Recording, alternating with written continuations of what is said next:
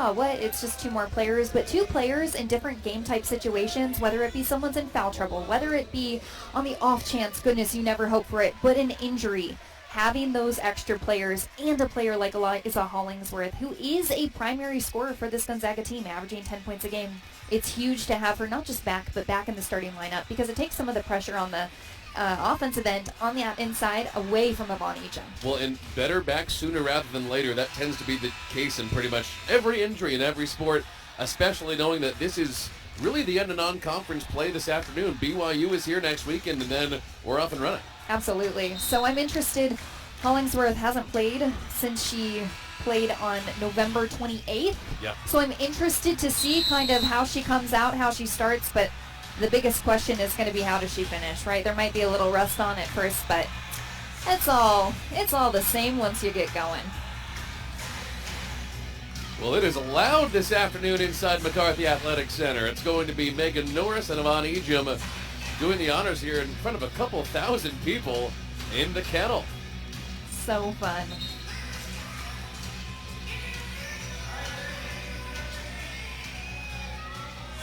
Ejim with a smile on her face as she steps into the circle. I told you it's fun. Yeah. And up we go. It's basketball time in the kennel. And welcome back to Liza Hollingsworth corralling the ball.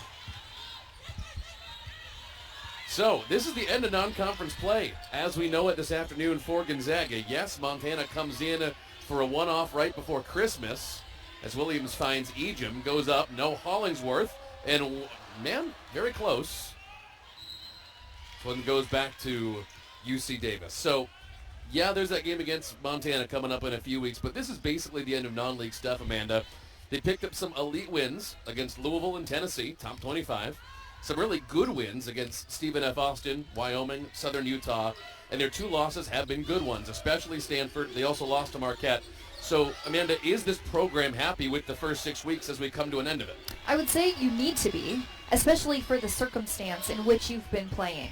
I think that if they had their full roster available, they might feel a little more comfortable heading into conference play with some of the system they've been able to put in and implement in practice. But goodness, that's what basketball is. I think the best teams are the ones that can adjust to what comes up. So yes, I don't know that they're exactly where they want to be at this point in the season, but that doesn't mean that they're not going to get there. I think that's a good way to look at it is Burns squares up for a three and it won't go down, and Brenna Maxwell the rebound. But again, considering the injuries, considering you beat Louisville when they were ranked, number 4 in the country? You beat Tennessee?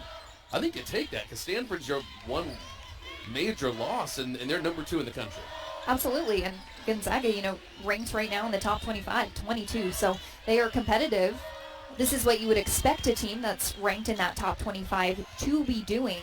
I do think we're going to continue to see a little bit more consistency once they have that full kind of roster lineup available. Well, this is Turner stepping back for her first shot.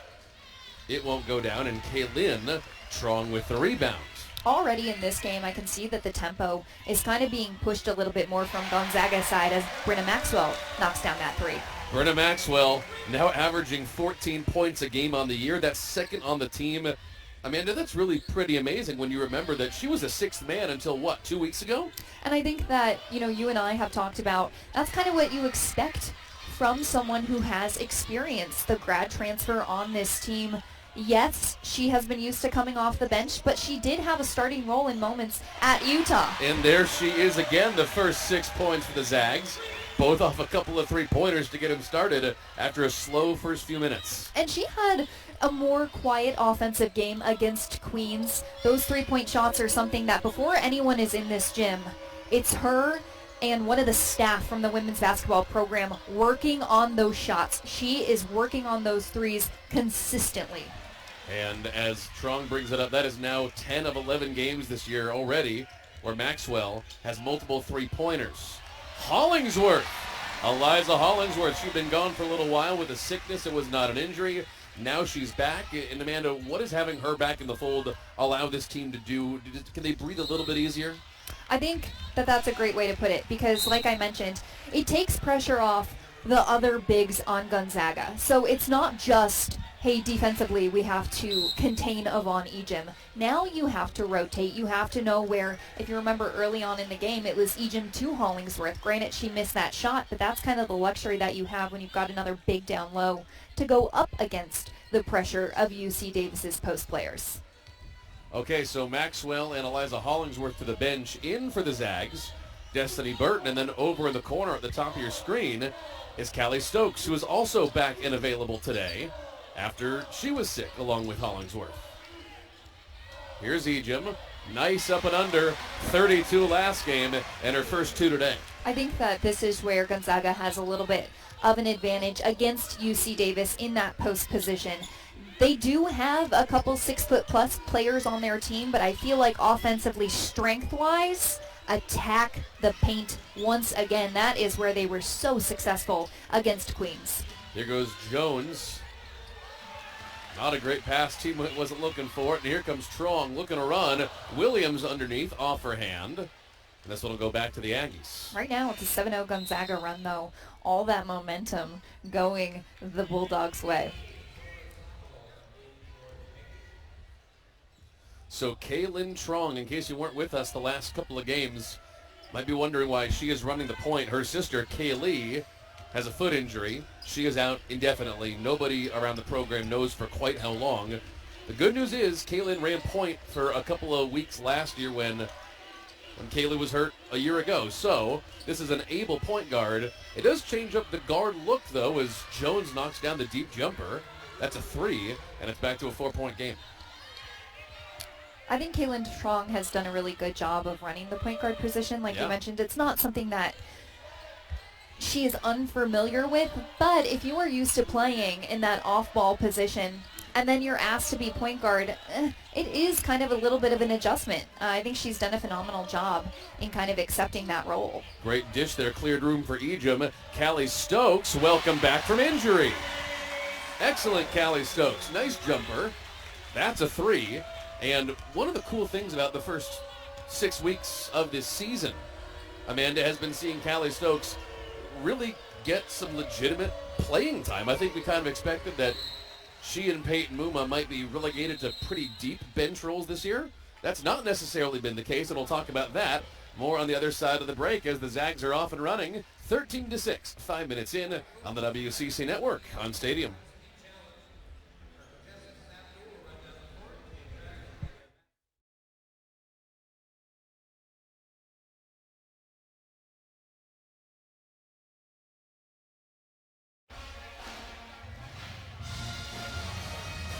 Well, welcome to Spokane. UC Davis Aggies, a pretty traditionally very strong program out of the Big West Conference. 5 straight Big West titles. However, Amanda, they're a little bit down this year because of how many people they lost to graduation. Yeah, they lost about 50% of their team, so they are definitely in rebuild mode. We talked a lot about Evan Turner being the primary offensive contributor for this UC Davis team. They're going to need offensively others to step up. Right now, Turner averaging 19 points a game. No one else in double-digit range. So, yes, they are in rebuild mode, but I think that their team looks different, and so does Gonzaga's team. No question. And one of the things that makes today's game so interesting is the fact that these teams, in case you at home don't know this, they played last year down in California as the 3 won't go from Sable. Putback, though, from Jones. She draws the foul, and she'll get 2 of the line. It was Stokes. These 2 teams played a year ago in California. Gonzaga favored in the top 25 a lot last year. Went down to Davis and lost 69-66. Really, though, outside of the fact that they shot 40% as a team, which is not what you want if you're on Coach Fortier's team. More importantly, Amanda, the Zags shot 1 for 14 in the fourth quarter. They took their foot off the gas and they lost. Yeah, they were outscored 19-8 in that fourth quarter. So obviously they come into this game, you always want to win, but I think when you have kind of a loss against an opponent, it is like almost coming into the game, you're like, absolutely not going to happen again. I think that there's just a lot that Gonzaga is still working on. Their team looks different. If you look at those box scores from last year, many of the players on both sides are no longer on the rosters. Destiny Burton, jump shot won't go, and a good rebound by Megan Jones, the 6'3" forward from Scotland.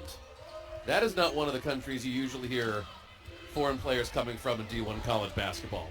A lot from the Netherlands. Zags have Maud Hybens and the like. A lot from Australia nowadays, as this one's going back the other way. Can't say I've ever heard of a player coming over from Scotland. That's very cool.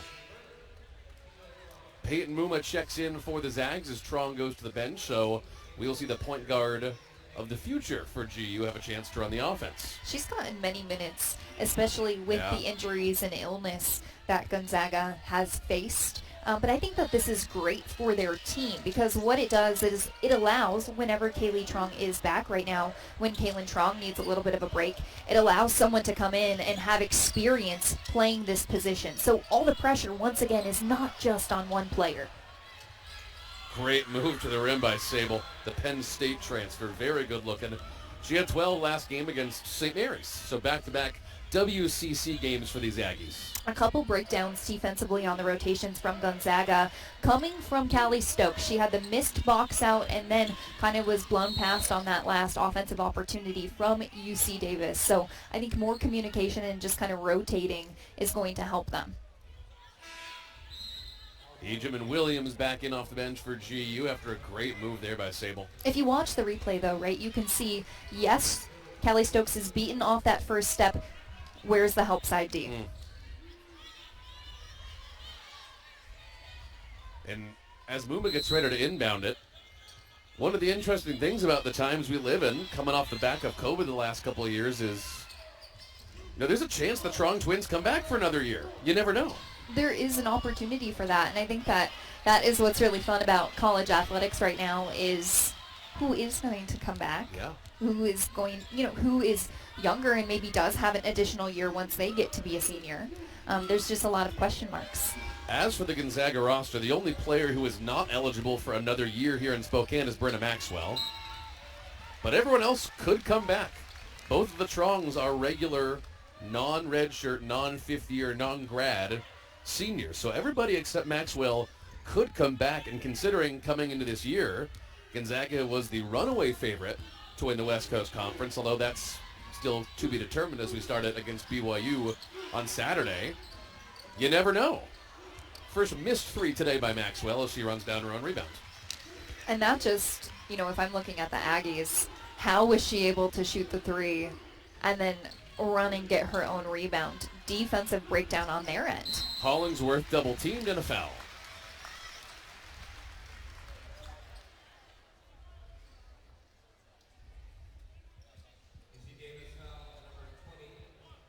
Foul on Sanders. And as Hollingsworth comes to the line, the Gonzaga women second in the country as a team from the free throw line. 83%. I think I speak for everyone in Spokane when we say that we wish the men's team would do the same. What's that, the broadcaster's curse? That thing? Amanda, you gonna be that guy to me today? Call you out. Come on. Hits the back end. Go Like, ahead. I feel like that always happens. Yeah. It's a real thing. Is it? Yeah, I'm a superstitious person. Okay. I believe in the hot hands. You're not just a little stitious? I'm superstitious. Just a little stitious. Great kick to the corner for Sable again. This time she connects. What's interesting right now on UC Davis's side to me is they're having a great three-point shooting performance so far. 50%, already knocked down 3 of their 6 opportunities from the perimeter coming into this game. It was Evan Turner who had 24 total made threes. The rest of the team combined had 24. So they have struggled on the perimeter so far this year, but in years past, that is where they've been really strong. That was a clean swat, no foul when Ejim went up. The 32 points she had against Queens, I'm aware that's amazing. The fact that she was 13 from 17 from the field, 76%, I think that's even more rare in college athletics as Baker gets the layup. It's efficient. Yeah. And that's where I kind of say that, like, having a player like her that's so well-rounded, because yes, many of that came from assists from her teammates, but also she had these opportunities where it was defensive pressure, something like this. She's just there. You can count on her. You can rely on her. And having this kind of chemistry and connection from players on your team, the assists to Egypt. We've been talking about this as long as we've been doing games this year. The delay in the timing as she took that layup, I mean, that could have been blocked or knocked away 2 separate times. I'm sure we have that one on replay in a second, but, I mean, that took delay and timing in midair. This was really something. Watch that. Excellent. But once again, this is something that also credit to Brenna Maxwell for finding her on that opportunity. She works on those movements as well. She's continually putting in the work prior to game situations. So then guess what? When a player is guarding you, you're like, oh my gosh, this is what I've been practicing. Sure. This is Victoria Baker at the line. Transferred from UC Irvine last year, so UC to UC. And she ties it up at 16 with 45 seconds to go in the first. Quick little first quarter. I was actually just going to ask you if you felt like this has been a really fast first quarter, not a lot of stoppage. No. And I think that on Gonzaga's side, they're really pushing the ball first. That is something that we didn't see them do against Queens. I'm not surprised by that, knowing that they only had 7 dressed. You can't really get out and run because, like, energy-wise, gotta conserve it. And I don't know that they're kind of physically at where they want to be yet when it comes to conditioning, when it comes to pushing the ball, getting those runs up and down the court. So now that they have 9, yes, a little bit more opportunity to try some of that. This is Tess Sussman checking in for UC Davis, a Harvard transfer. That is quite the change from Harvard to Davis, California. Yeah. Hollingsworth back in the fold, no. And a great rebound by the Harvard transfer.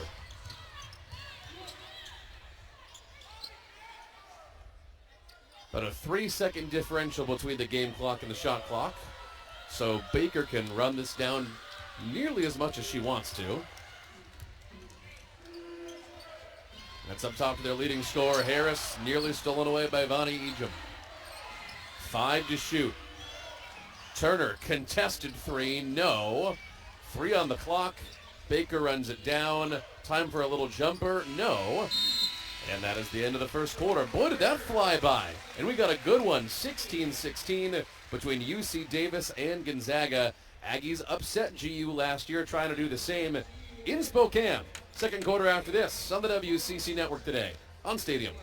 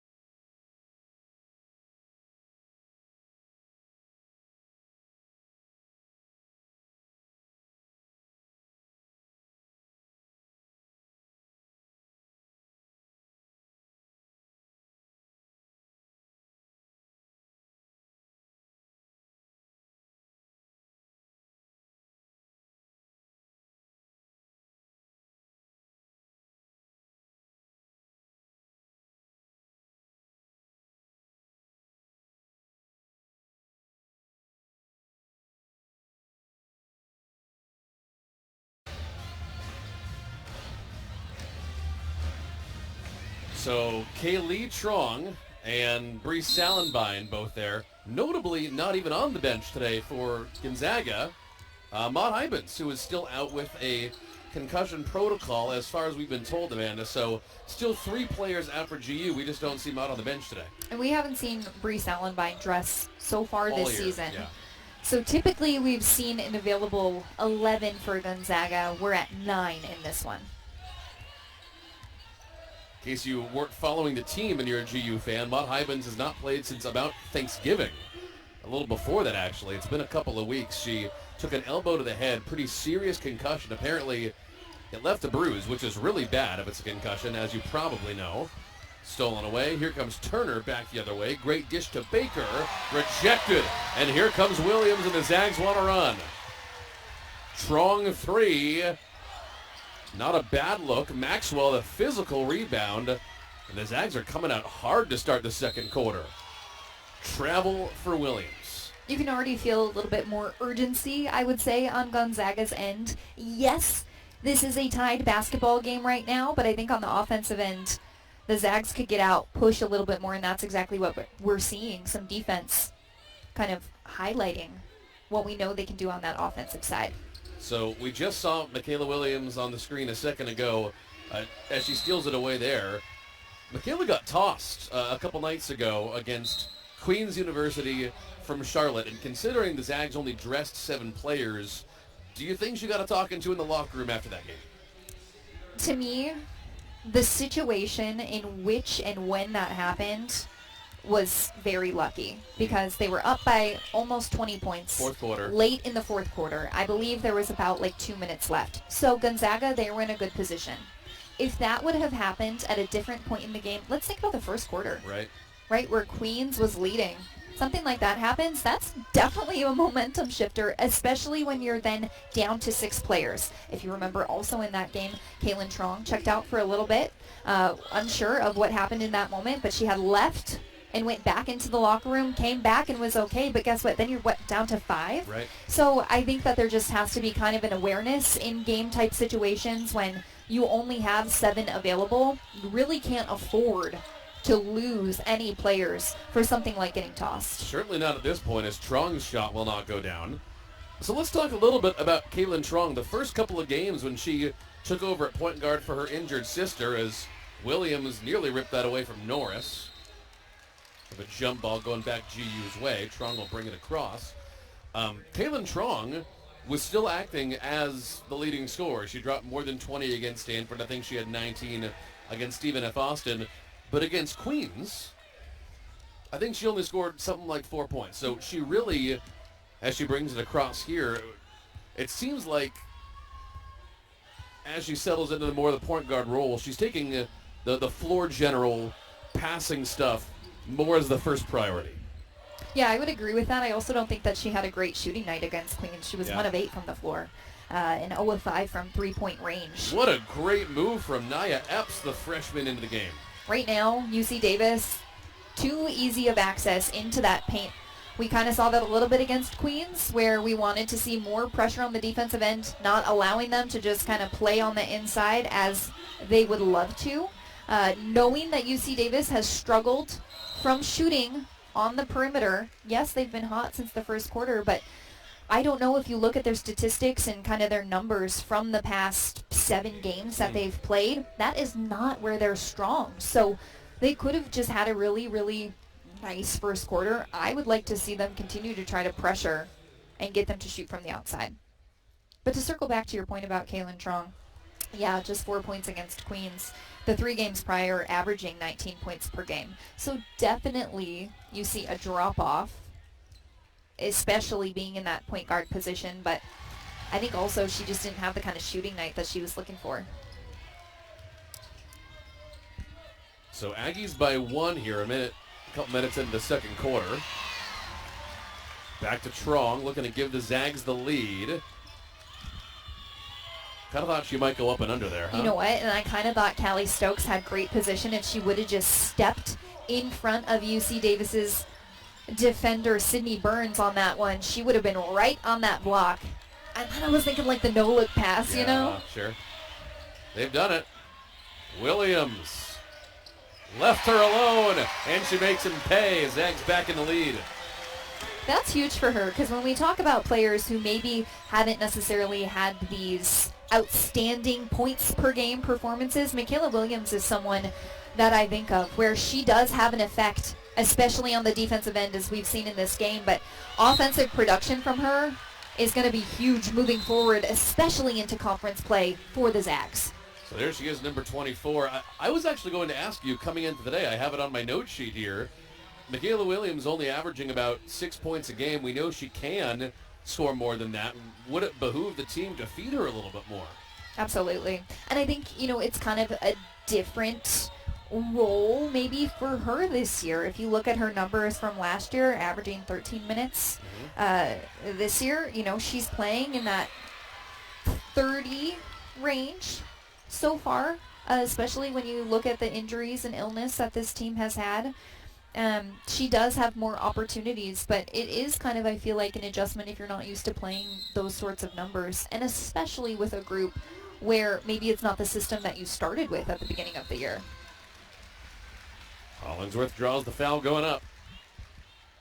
And Megan Norris, the culprit there for the Aggies. Well, we started this game today in Spokane with a flurry of three-pointers and a lot of up and down movement, and it felt like we were going to hit a high point total this afternoon. But I'd say since the first 5 minutes of the first quarter, this thing has really gotten a little sloppier. We're seeing not nearly as many made jump shots. Yeah, Gonzaga with that made free throw from Hollingsworth. They've scored 6 here in the second quarter. UC Davis just 2. So it's a 6-0 run right now for the Zags. Tron get ready to jump out on defense against the sophomore from Oregon, Sydney Burns. She drives. No foul on Hollingsworth, who's Burns made an aggressive move. This is going to stay with UC Davis. You can hear the boos from the crowd, Yeah. but this is exactly what I was talking about. I think that you need to pressure her out farther and then just trust that defensive rotation, because time after time right now, UC Davis, they're getting into the paint. This is where they've kind of been strong so far in this game. They've been strong in the paint. Also, importantly for the Aggies, they've been strong off the bench. Already well into double digits in bench players scoring today. Yeah, 15 points off the bench for the Aggies. Epps out top. She made a great move to the rack a few minutes ago. Here comes Turner. She's been pretty quiet. And Ejim the rebound. Vonnie still leading the team in scoring and rebounding. Turner scoreless so far in this game. She really will shoot from anywhere on the court, though, and I think it's going to be big as we, continue on throughout this game that she starts to find some offensive rhythm, because we know she is the primary offensive contributor for UC Davis. Credit to Gonzaga for kind of taking her out of what she wants to do. Not the first time we have seen that this year, actually. Gonzaga's defense has been very good at eliminating the primary scorer a lot of the time. Absolutely, and you have to be, this is just, if you're looking at the scout for this game, you see that the offensive numbers, averaging 19 points a game for Turner, there's no one even close to her offensively for that. So yeah, force the other players to step up. Granted, in this game they have. Jones had a good start to this game, and a good jumper goes around and off. Both offenses slowing down. Zags with a 2-score lead. Williams a little bit of space there against Sanders. Looks like Callie Stokes will come in on the next dead ball. See, I feel like, give Ejim the ball. Look, she wants it. There is a little bit of a mismatch down low right now. Williams wants it too, and she's got it too. She's like, hello, please, I got this. Come on. She's having a really nice offensive game, something, that I think is just going to be huge as they continue, like I said, going into conference play, having her be able to step up in these moments and score. That was a great dish from the Harvard transfer Sussman. Back out to Jones, and they swing it. Great kick. Sanders had a good look at it, and Trung and Williams kind of got mixed up there. They both went after the rebound and slowed each other down. Oh, you're on my team. Never. Here, you take it. Sure.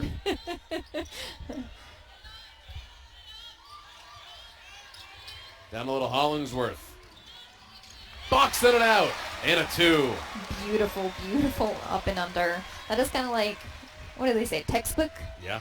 Put it on a video and show it to players who want to play in the post position. It starts with the positioning. Speaking of Gonzaga basketball and on video, so I know you are new to the Gonzaga basketball community, Amanda. Are you aware, as Sussman's jumper doesn't Where's go down, going? there is an old Mark Few coaching videotape Oh, that really? you used to be able to buy, where he would explain his flex offensive system to you as Hollingsworth puts it down.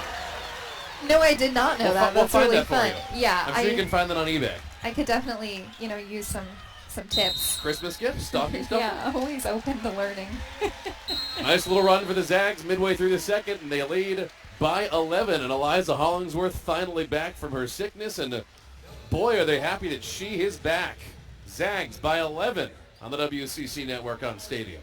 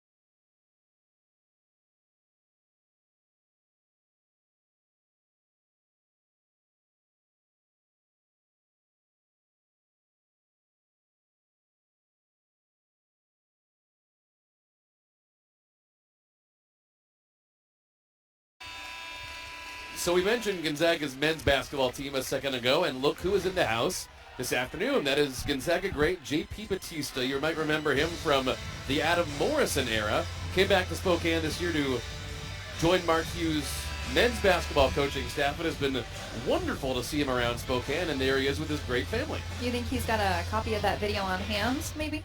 Do you think he needs the video? He was part of the system. Maybe.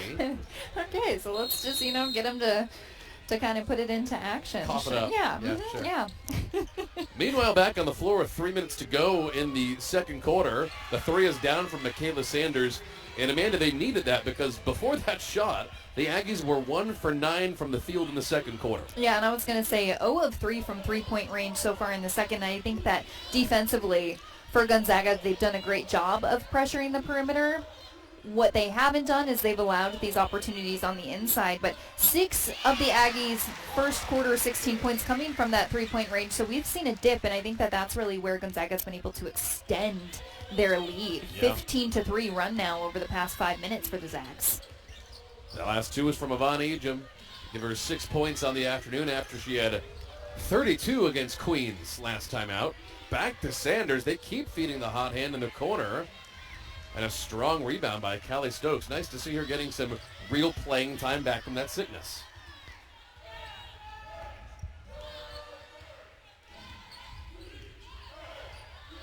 Coming up on halftime, inside 2 minutes to go until that break. And after a hot start, Britta Maxwell, been a little quieter recently as she's in the corner, was looking for a pass and said Vonnie will do it herself and go to the free throw line. I like the take from Yvonne Ejim. I think offensively, they weren't able to get into the system that they wanted. And if we look at the play as a whole, and I'm sure they'll see this on film, Destiny Burton went to go screen for Kaylin Trong and missed the screen. So you don't hit a player that really doesn't do anything for your offense. You have to be able to sit there and set. So I think, with the shot clock kind of coming down a little bit, Yvonne Ejim, knowing that she has size right now, if you're looking on UC Davis's players, why not just take it straight at the bucket? Well, ever since we said pretty early in the broadcast today that Gonzaga is, second in the country in free throws, they have not been stellar from the line today. They're 5 for 8. You said it. That's okay. on you. Let's blame No, I'm just me, kidding. Mandy. We're teammates. Let's blame me. Really, really unselfish team captain stuff from you today, huh? Yeah, I'm just like I'm holding you accountable like that. That's true, yeah. It's leadership. Like a good team captain should. That's right. All right, here comes Sanders. This game was tied at the end of the first quarter. The Zags out front by 11 now. Great move by Sable. She's been so good from inside 5 feet today. She draws the foul, and she'll do the line. Outscoring the Aggies Gonzaga is 16-5.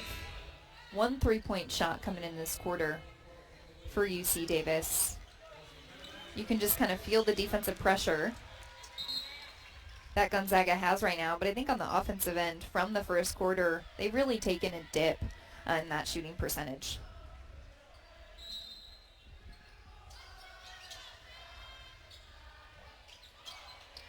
Into triple-teamed coverage down low to Campbell Gray. That's almost... That was a gutsy pass. Yeah, I was going to say nearly an impossible pass to make, especially when you have a player like Yvonne Ejim that you're going to turn around into. Yeah, and then Eliza Hollingsworth, who could also collapse in on you.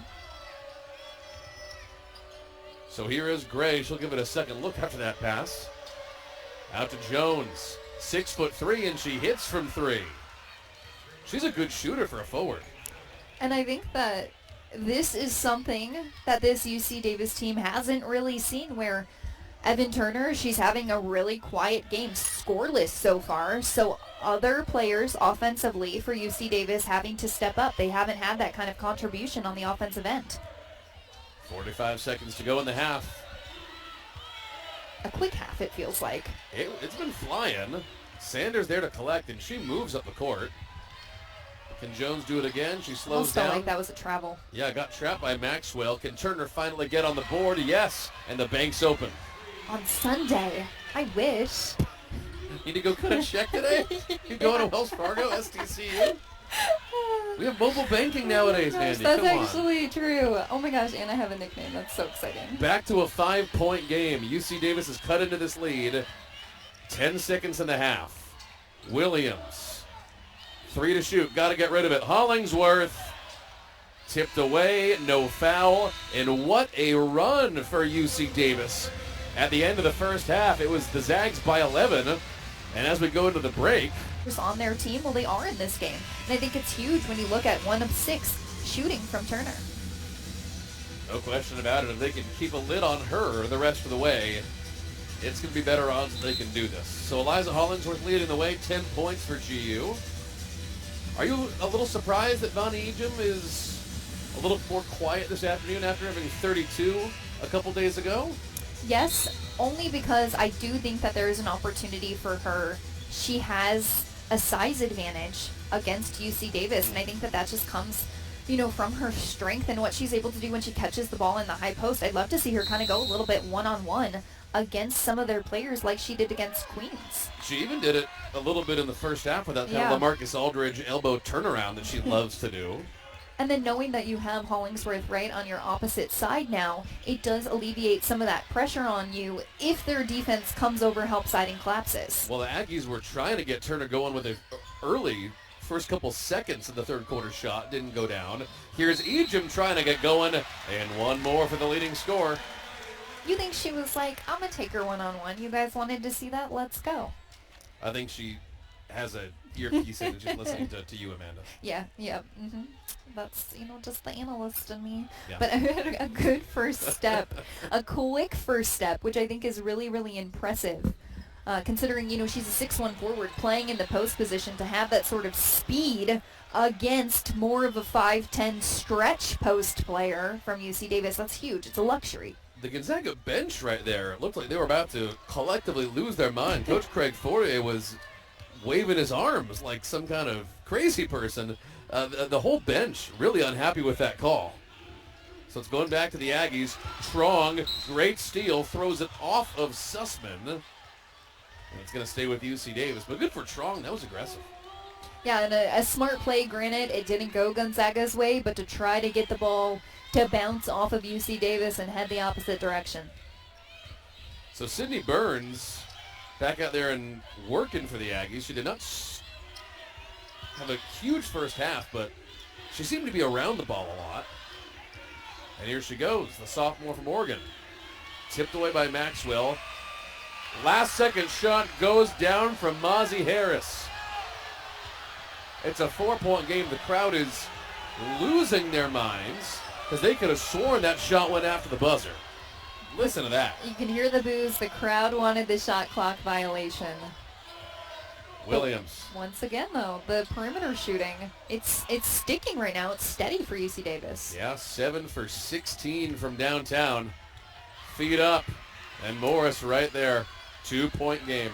Man, that's just a defensive breakdown on Gonzaga's side. That's just hustle, not getting back and playing in transition. Brenda Maxwell had 6 early points, and there are her first points since like 3 minutes into the game. They need her back.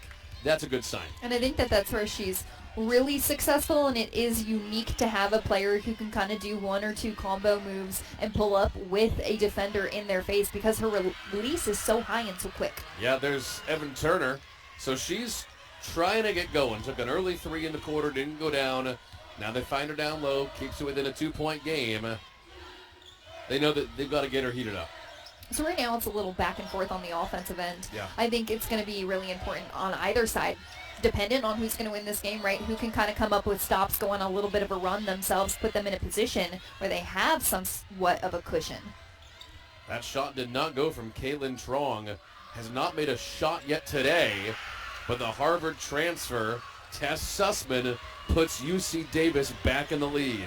Zags were up 5 at halftime. Are you surprised no timeout there from the coaching staff? A little bit. You can kind of, see that we're going to have a substitution in Callie Stokes coming in. But I think at some point you have to trust your team. Let them play. They know what they need to do. Sure. Great feet up again. That was Morris.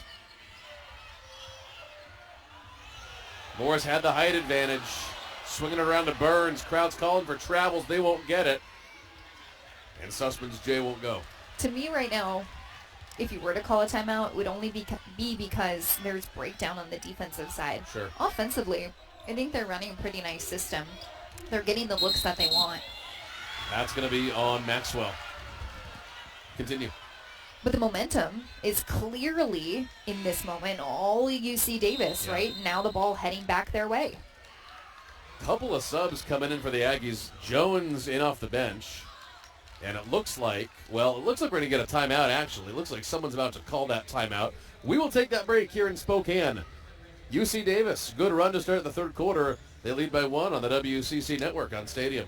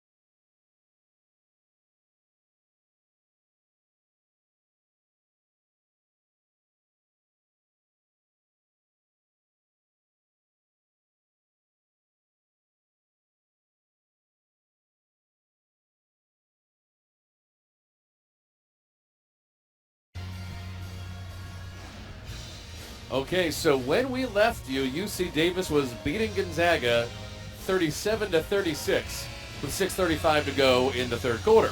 However, the officials took a second look at this one from a few minutes ago and said that this three-pointer did not count for Mozzie Harris. And as you can see, there's 0 on the shot clock. That ball's still very much in her hand, so they called that back, and the Zags are back in the lead. So 36-34 Yes. is the score at the moment. That is how the math works. Yeah, thank you. Yeah, you're Just, welcome. processing. Sure, yeah. I hate using the word lucky, but really right now I think that the momentum is on the Aggie side. So getting those points back, it's huge for Gonzaga, taking back the lead, because right now I think offensively UC Davis, they're really feeling it. You know, and they're not, I have a lot of respect for them not like shying away from the three-point shot, where they have really struggled with this season, except for in this game where they're shooting 41%. UC Davis has been in the driver's seat of this game since 3 minutes to go in the second quarter. It's been a while. They really have. And I think that a lot of it is coming from Gonzaga allowing them to kind of just play how they want to play, and the Aggies adjusting in game to the defensive pressure and what Gonzaga is showing. Maxwell trying to get hot, and she's back. And that's huge from Maxwell. You know, you kind of mentioned that she had more of a quiet second quarter after, starting the game with Gonzaga's first 6 points. 3 of 5 from the outside for Maxwell in this game. Turner trying to get her going, and a good rebound by Esther Little, making an impact in a few minutes here in the second half. And Maxwell again. Strong. Thought about it, but she's cold from the field today, and there is her first field goal.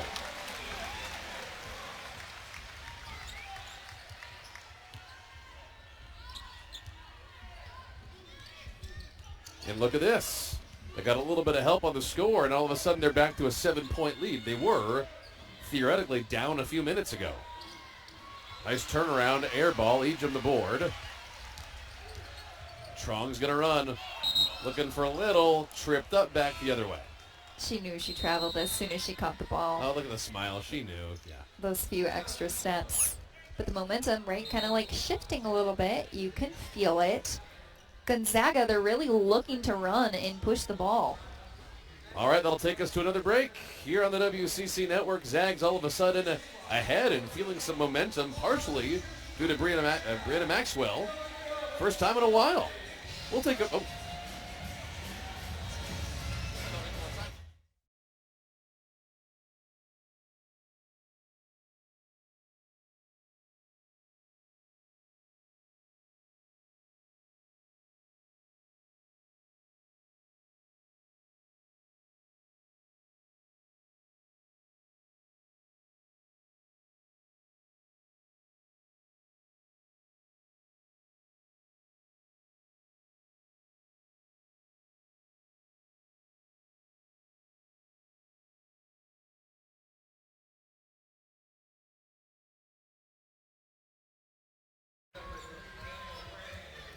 Well, UC Davis temporarily had the lead just a few minutes ago, but at the under 5 media timeout here in the third quarter, Gonzaga's pulled back ahead, 41-34. Oh, make it 36, I guess, as Sable makes it happen again. She's been low-key very good today for UC Davis, Amanda, especially considering nobody for the Aggies is in double figures. Everyone has less than 10 points. And I think that that's been really important for them without a high-scoring performance from Turner, a player who averages 19 a game, and she's been held to just 5. Trong couldn't get the jumper to go, and an aggressive rebound by Turner. We have a foul on the play. It's on Ejim.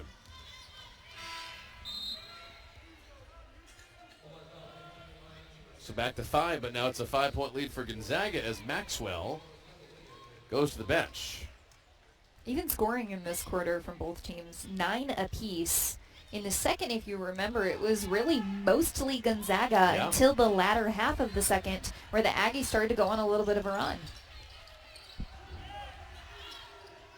There's Jones. She's been great, but threw it off the foot of Eliza Hollingsworth. Here goes Gray.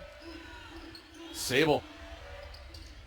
Leave her open. It feels like she's going to make you pay, but just a bit long on that one. Trong thought about it, but pulls back. Remember, she's the point guard now, not the shooting guard.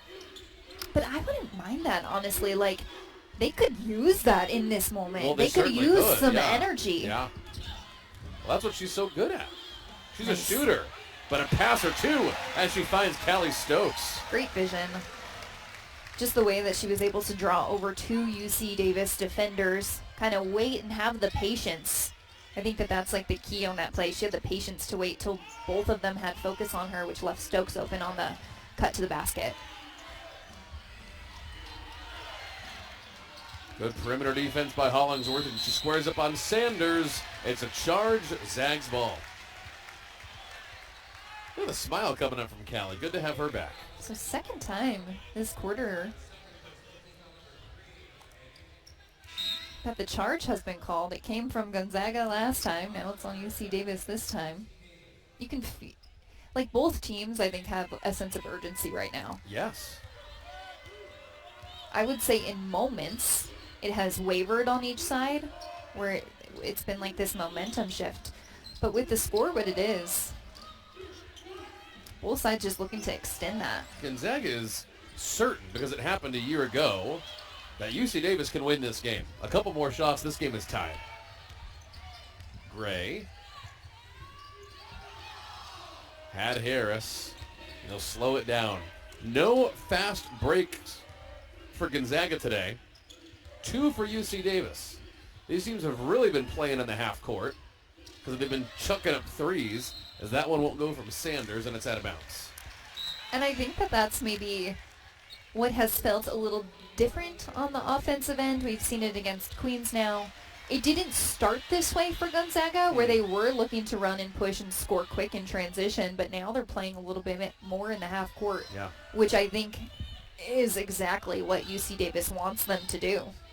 That's the best bet that they're going to have at the defending, especially those bigs that Gonzaga has, like Avon Ejim. Sure. But I still would like to see her kind of go one-on-one with some of these players. She's been successful in those moments. Williams nearly had it taken away and 10 to shoot. Lonnie lost control. That was an elbow that went up there. Sanders gets up. Thankfully, she's okay. And Coach Gross for Davis is really not happy. A lot of dribbling, though, on that possession for Gonzaga. Tons. And when you dribble a lot, you're just allowing a defense to go with you. Sure. It's not forcing you to make a decision, and I think that that's what the pass does in an offense. It forces a defense to have to make a choice. Am I going to move with, or am I going to stay? When you dribble, you just are able to follow.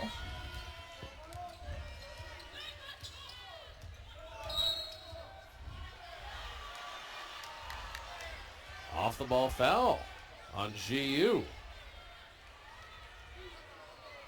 Not sure I saw that, but we'll get a look at the replay. And yeah, Coach Fortier not happy either. 7-point differential. Ejim nearly had the steal, and now they're behind. Turner. Don't know where she was going with that pass.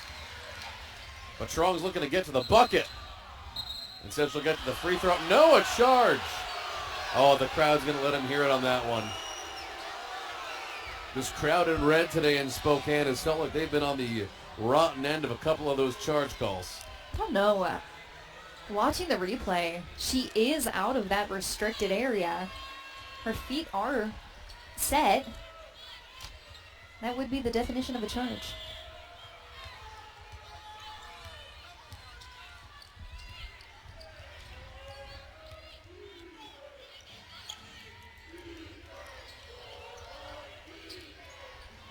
Harris. And Maxwell the rebound. See, look, it's Kaylin wants to run and push, but there's no one running with her. No, this team is playing slow half-court basketball. That's an entry pass foul on defense by the Aggies.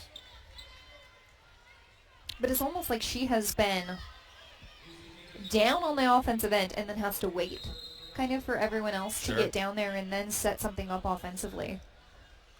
Well, she and her sister like to run. Considering they started the year with both of them on the floor, Kaylee and Kaylin playing the 1 and 2 together, I think it's easier to drag the team with you at your speed if it's both of you going up court as opposed to just one, right? Absolutely, and I think that too, right? Exactly to your point, when you have someone running with you, you always have someone to kick to once that defense picks you up, and it forces them to make a choice instead of saying, I cannot play 1-on-5. Sure. Ejim. The free throws have been really suspect today for Gonzaga. 6 for 11. came into this game shooting 83.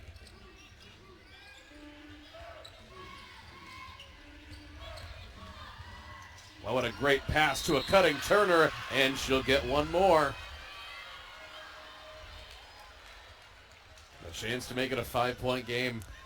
This is the kind of offense, though, that UC Davis has been running throughout this entire game. They like a motion offense. Yeah. Those kind of like Princeton-like cuts. Lots of back screens, lots of cutting to the basket and finding the opening. So defensively, anticipating that that is what they're looking for, and then being able to rotate and adjust.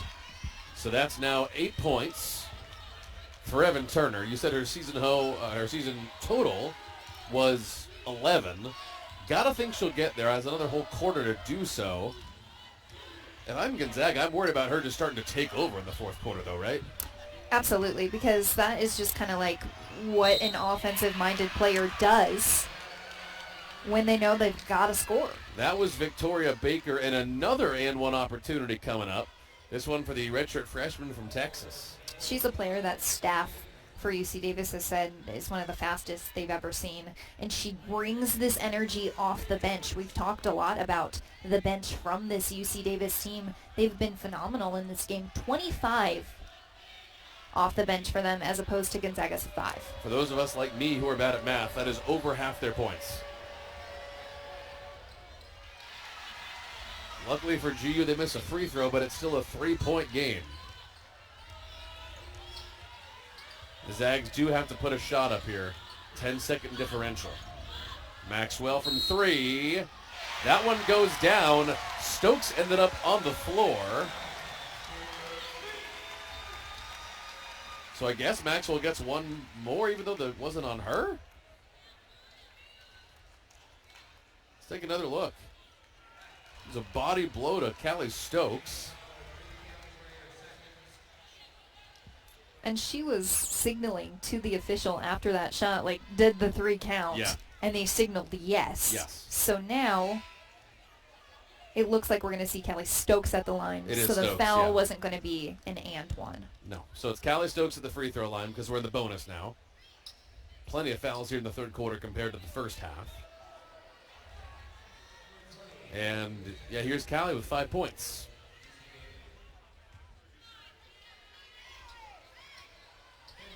So an opportunity really for Gonzaga to kind of very quickly extend their lead. Which had been down to just 3. Exactly. Yeah. Big free throw. So on one possession, really, you have to think there's an opportunity for them to score 5 points. Yep. That's huge.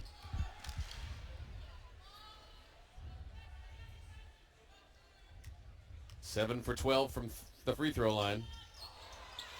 7 for 13, but a great board by Maxwell. And now the Zags can hold for the end of the quarter. We have a dead ball. The official going to the scorer's table, although I don't know why. Davis is going to send Baker back in.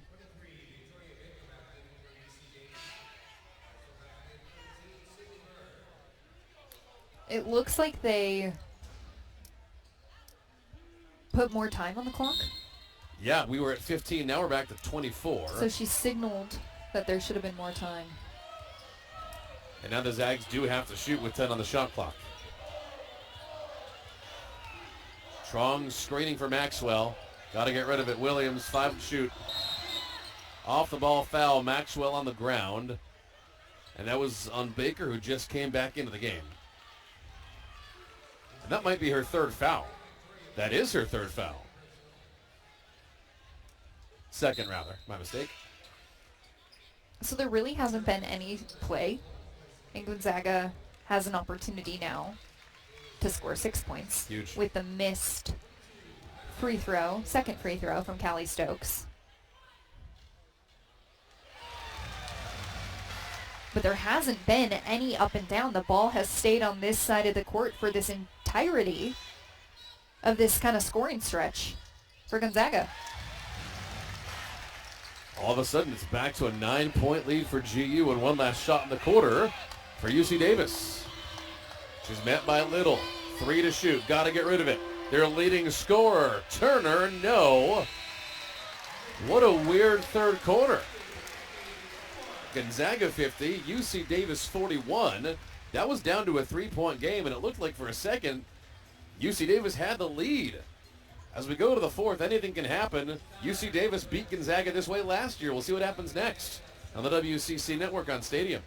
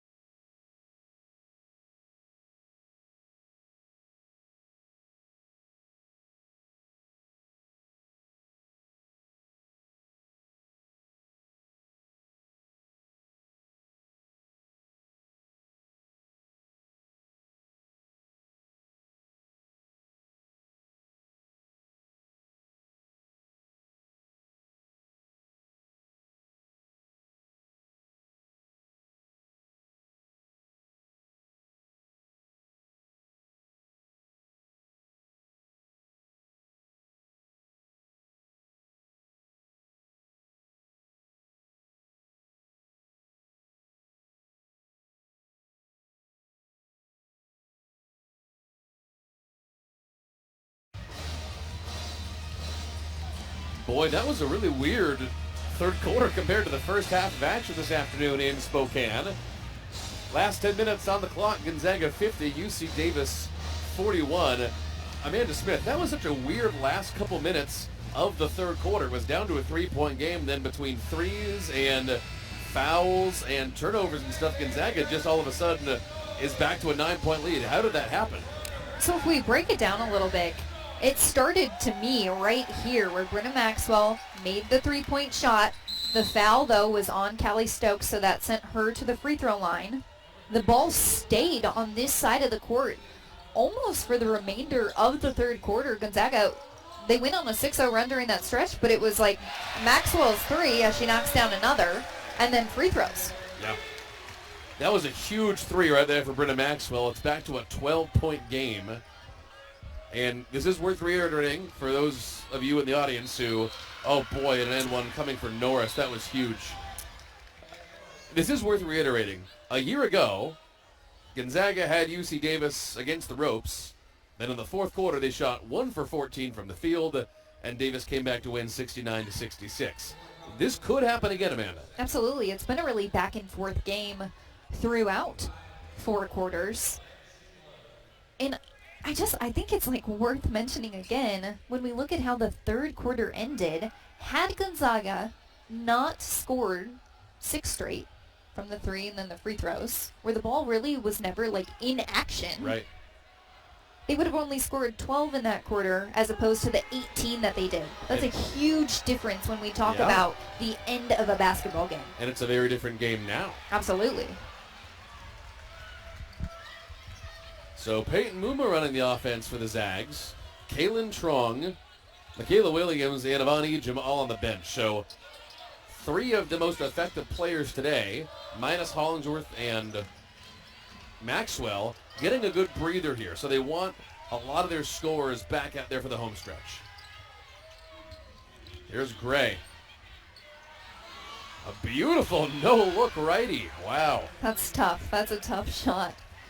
But she didn't kind of waver. She used that sway of her body to hold it with her as long as she could, and then it was almost like a little finger roll from a stretched out position in the post. And she was so off balance, too, as she went up with less and less angle as she floated through the air, and it's back to an 8-point game. Here's Muma looking to distribute to Hollingsworth.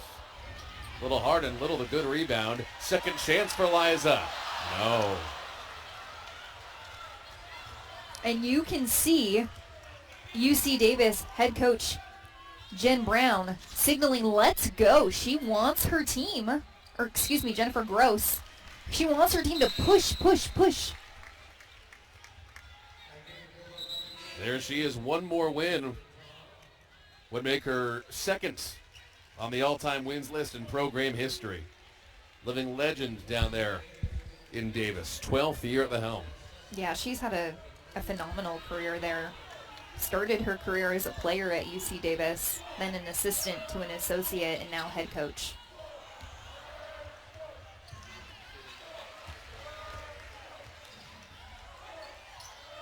Hollingsworth had a little space. Little hesitates and kicks. Good movement on this possession. 5 to shoot. Back to Williams. And a good rebound by Harris. Boy, Coach Gross is going crazy on the sideline for Davis. Very animated. A contested 3. Don't know if she's happy with that shot. Still an 8-point lead for GU. Stokes. Oh, nice little turnaround. That was quick. Great play, great entry pass. Callie Stokes has really been hanging out on that left block this entire game. Charge. One finally goes back Gonzaga's way on that equation. Evan Turner is ticked for UC Davis.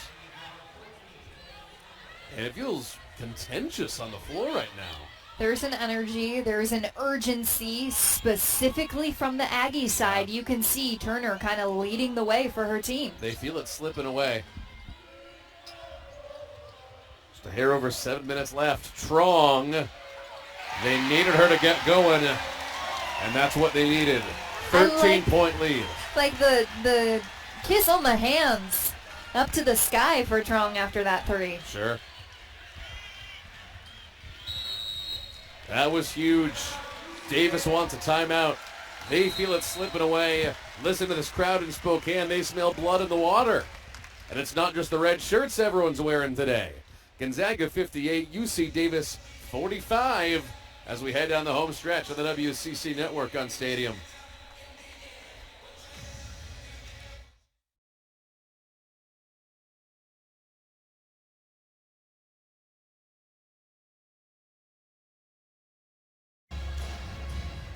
Man, it felt like there were a couple of times in the second half, Amanda Smith, where UC Davis was going to upset the Zags for the second year in a row, but as we welcome you back to the kennel, it's a 13-point lead for GU with 7 minutes to go. It's not done yet, but it feels like it's close. Still 7 minutes. This is not kind of the first position that UC Davis has been in this game. In the second quarter, the momentum was completely leaning Gonzaga's way, and they ended on a really, really hot stretch. So if you're Gonzaga, you have to finish. If you're UC Davis, what you didn't do was finish against St. Mary's. So coming into this fourth quarter, can you close a game? Now, if you're a Zags fan, you might notice as Morris goes up and she'll get an and one, that this is not exactly the lineup you might think that the Zags would have out there as we head down the home stretch. You might notice that Von Ejim is missing. Vonnie has 4 fouls. Which, right, 7 minutes, 6:46 to be like so specific, is a really, really long time in the game of basketball. Yep. Right? 3 points right there. Cut slowly back in to this Gonzaga lead. I don't think that they're going to go away, and they're not going to go away quietly. So if you're Gonzaga, how do you finish? How do you extend? I think you go straight at the bucket. It's right now, I feel like the momentum's coming from Kaylin Trong. After that last 3 right before the break. Absolutely. No question. Outside to Trong, good little screen from Esther Little. Going back the other way, abandons the possession. So this thing's not done. Yeah, but doing exactly what we just thought that she would, right? Like aggressive. Exactly. Offensive minded. Yes, she's running the point in this game, but you need to continue to build and build against a team that is just not going to let up on you. Great cross-court pass. Morris, another and one coming. This thing is not done in Spokane. So, in less than a minute, a chance for UC Davis to score 6 points. 6-0 run. Yeah. This is what we saw for Gonzaga at the end of the third quarter. These, like, short bursts of a lot of scoring. That might be a big missed free throw by the time this is all said and done. This is Mozzie Harris, the 6'2" forward guarding Kaylin Trong. And it wasn't a matchup. They assigned her to guard her. Why is that? I think she's looking for a screen. Use it. She does. There you go. You could kind of see her signaling that she wanted the screen. I think when you say, why was she guarding Kaylin Trong? If I'm Kaylin Trong, I know that I have the speed on her. Well, to get by her. Absolutely, sure. right? So screen. signaling to your teammate, hey, I need something here. Stokes on the other end.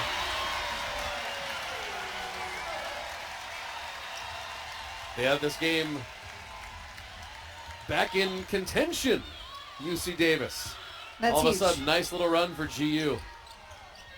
And back to a 12-point game, erasing that cut-in that UC Davis had just made. Zag ball. And I think that they're going to try to be aggressive on Ejim, knowing that she has 4 fouls. So you could kind of see them looking to get the entry pass in. Who's guarding? It's Ejim. She's got to be real smart here down the stretch. So Callie Stokes head to the bench. 10 points her first game back from sickness. Welcome back, Callie Stokes. Trong. There was a physical screen and a big foul by Baker. Owie. Almost the exact same play, though, I was just going to say. from the possession before. Yeah. So wanting to go one-on-one, and then I appreciate a player who, if no one picks you up, just pulls up and shoots it.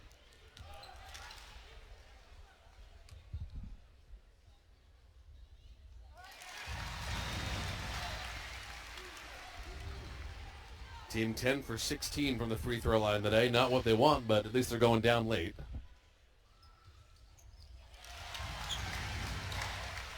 .4 lead.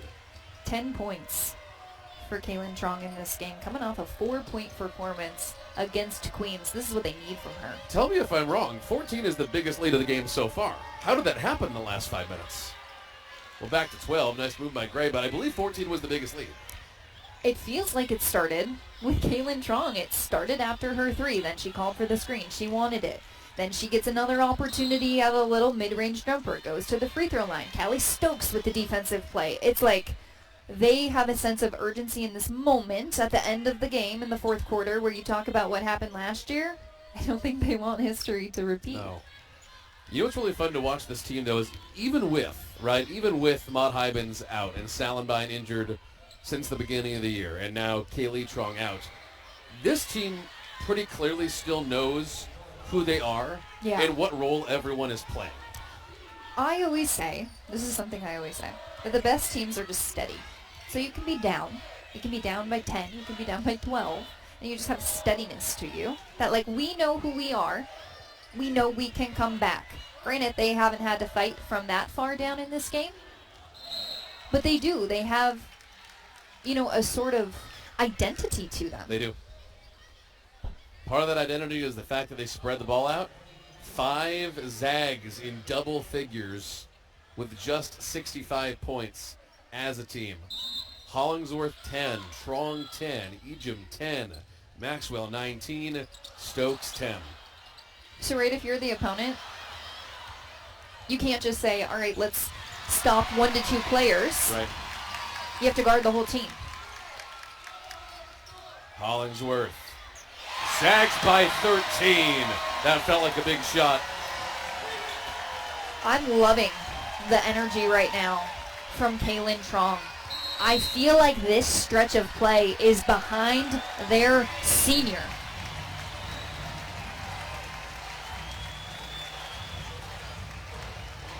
Gonzaga 67. UC Davis 54. That was a huge possession. Give Hollingsworth 13 and 2 for 4 from downtown. Boy, do they need her back.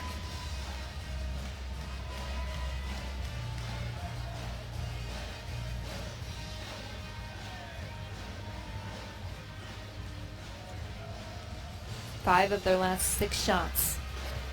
Clutch when it matters. Listen to that band. They're blasting out Mr. Brightside. It is a full house tonight inside the McCarthy Athletic Center. I'll tell you, if you've never been here for a women's game, it is so fun because everyone's just so happy to be here. It's hard to get tickets to men's games, man. Everyone is in a great mood when they're in here. The team's playing well.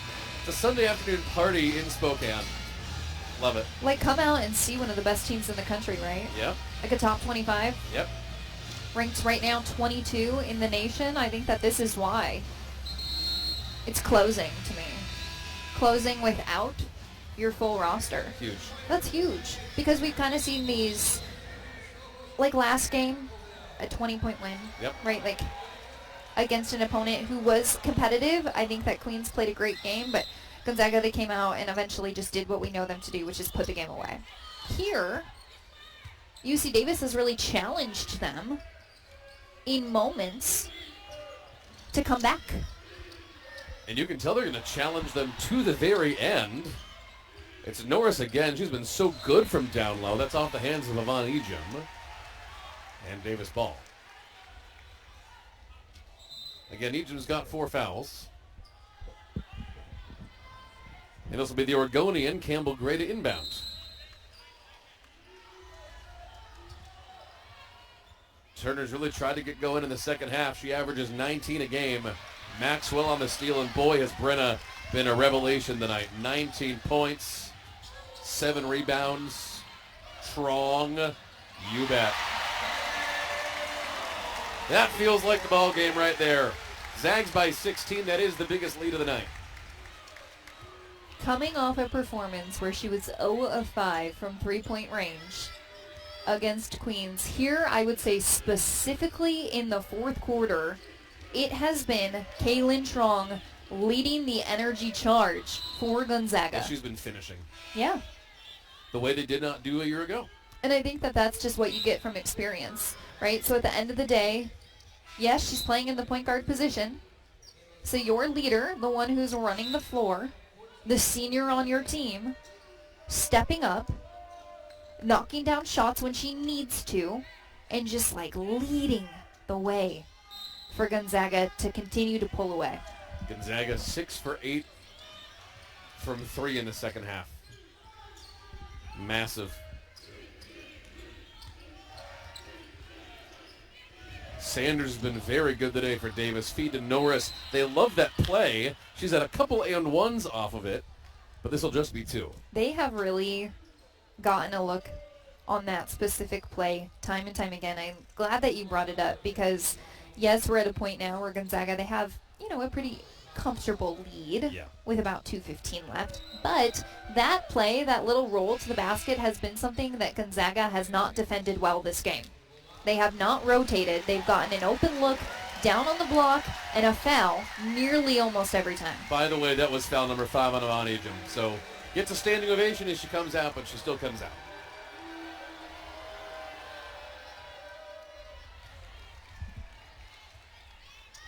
Boy, this has been fun this afternoon. And it has kind of been like, don't count out UC Davis just yet because it has been these like spurts of runs. They missed a couple of clutch free throws in the second half. And Kaylin's going to take her time here across the timeline.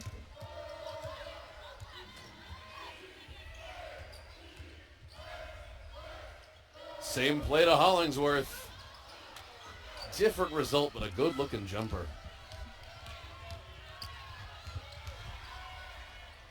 Sanders. No. Good rebound by Williams. I don't know that that was the best shot for UC Davis to take. You don't need to be rushed offensively. You just need the 3 to go down. Absolutely. Right, so an off-balance 3, not necessarily the shot you're looking for when you're trying to cut into a lead. Michaela Williams, offensive foul, looked like, and a timeout on the floor. Zags up 70-55 with 1:34 to go. Well, conference play. Next weekend, BYU comes to town. Does this team look ready to you, Amanda? I think what is promising about how Gonzaga looks right now is that I don't think that this has been their best played game this year. No. I don't think that they have been as clean as we would expect them to, but that being said, to me it comes down to can you close? Yeah. And in the fourth quarter, they've really, really started to pull away. So there's the upcoming schedule. BYU, San Diego, that's next Saturday and Monday. Kind of weird one. Then Montana in for technically the last non-conference game. Then we're off and running. We will see you after the new year, after that weekender against BYU and San Diego.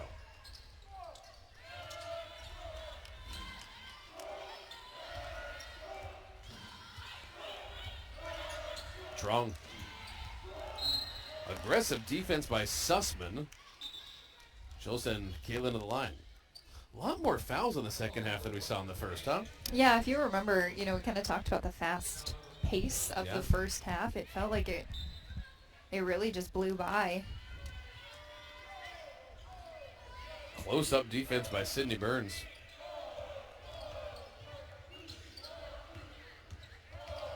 So as the reigning West Coast Conference preseason poll favorites, and knowing that both Portland and BYU are not fully red hot right now, as we get into the meat of the WCC schedule starting next weekend, you got to think the Zags are going to be the favorites in pretty much every game they play from here on in until they get to March. Hollingsworth to the bench.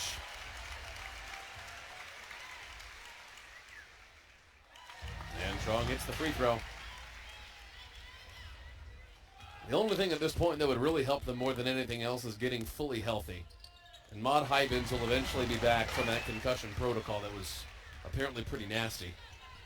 But the big question mark the rest of the way is going to be Kaylee Trong. And I think that to build on what you're saying, though, when I use the word promising, it's because they don't have their full available roster. And they were able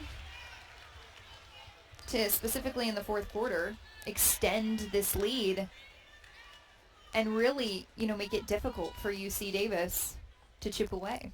They did, and that looked pretty painful for Callie Stokes. She got up grimacing from the ground right there.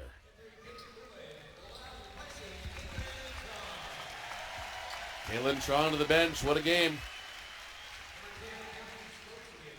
15 points. 15 late points, by the way. 12 Much better coming in the second half. Yeah, wasn't they pretty much all second half for her. It really felt like the majority coming here in the fourth quarter. I think that she, like I mentioned, seriously kind of led this energy spurt from Gonzaga. Mm-hmm. Free throws have still been an issue tonight. 14 for 21 as a team. That's not going to cut it. Sable's been impressive. Feels like it's about time to start running this clock down and put it away. For the way this game ended, I don't think it tells the full story. I think it's really impressive what Gonzaga was able to do, how they were able to pull away in the fourth quarter against a UC Davis team who would not go away. Really competitive the whole way. 5 to shoot, just got to get rid of it. Stokes, what a game she had, man.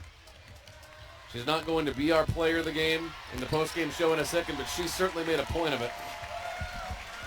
I think that, a few players could have potentially, for what they were able to do in this game, be the player of the game. Gonzaga 73, UC Davis 55, in some revenge from last year.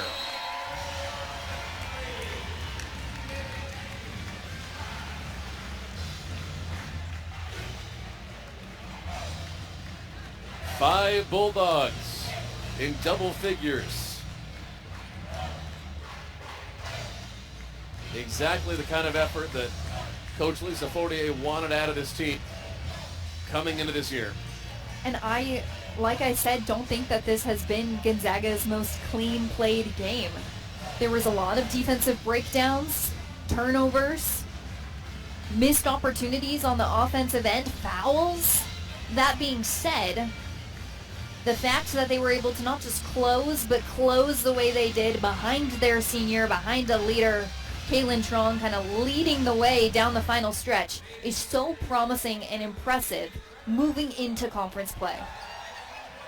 Brenna Maxwell is our player of the game today.